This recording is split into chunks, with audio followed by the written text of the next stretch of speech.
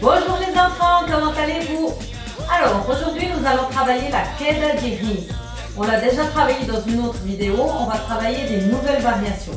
Je vous rappelle que c'est un exercice qui demande passablement d'efforts au poignet.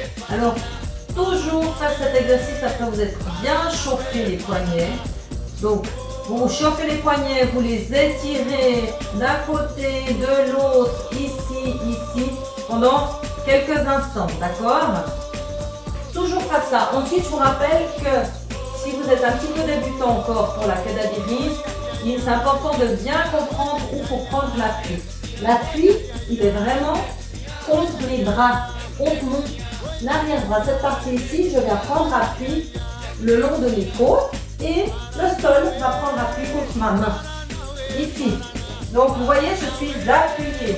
Je peux mettre mes deux mains, même mes deux jambes, c'est égal. Je peux lever une bras, je peux lever une jambe si je le veux. Mais ce qui est important, c'est de bien venir chercher l'appui de ce côté et de l'autre côté. Donc si vous êtes encore un petit peu débutant, entraînez-vous à chercher l'appui toujours d'un côté puis de l'autre. Sinon, je vous montre déjà la suite de l'exercice. Mettez pause si vous avez besoin de vous entraîner ou de vous échauffer. Sinon, on commence. Pour l'exercice du jour, on va y aller étape par étape. Alors, on se met comme ça, on écarte les jambes. On pose les mains par terre. Et puis on va commencer par Noah, par son côté. Il va avancer son bras droit. Il va venir chercher l'appui que je vous ai montré tout à l'heure sur cette partie du bras. Il vient chercher ton appui.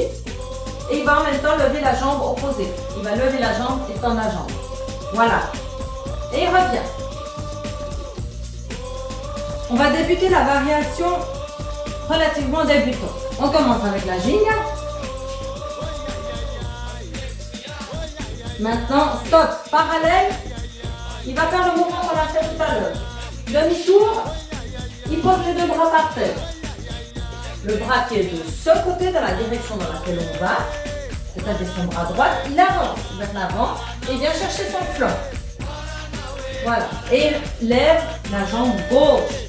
Et quand il est dans cette position, il continue son chemin et il finit en position de relais.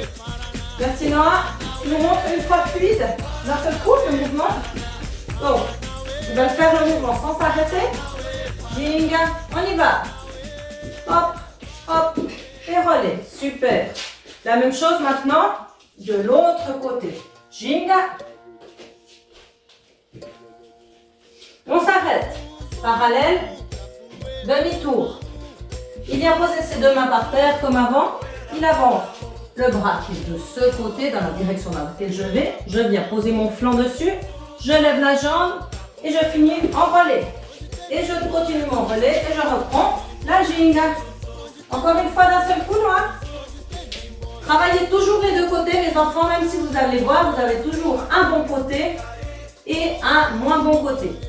C'est normal, mais on travaille toujours quand même les deux côtés. On y va, Noah, lentement, mais fluide. Voilà, super. Merci, excellent. Ça, c'était la variation numéro 1 avec la meia-lua di compasso. Maintenant, nous allons faire la variation numéro 2 depuis le relais queda de ris. Tu nous montres une fois? Lentement, ginga. Alors, tu fais une esquive, di frente baixa, change négative. Et maintenant, depuis le relais, il va commencer un relais qu'il va transformer en queda de ris. Voilà. Ça, c'est un mouvement déjà plus avancé que l'on appelle au santamari. Encore une fois, Noah.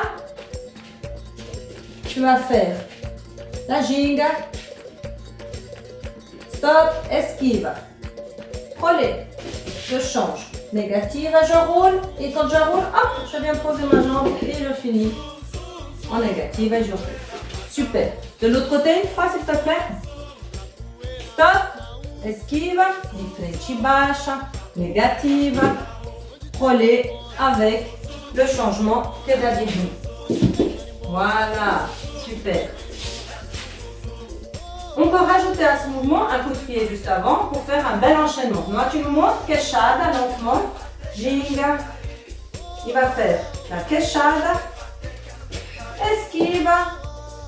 Negativa. Olé. Au Santamaro. Super. Ça, c'est une autre possibilité de variation, de rajouter évidemment un coup de pied juste avant.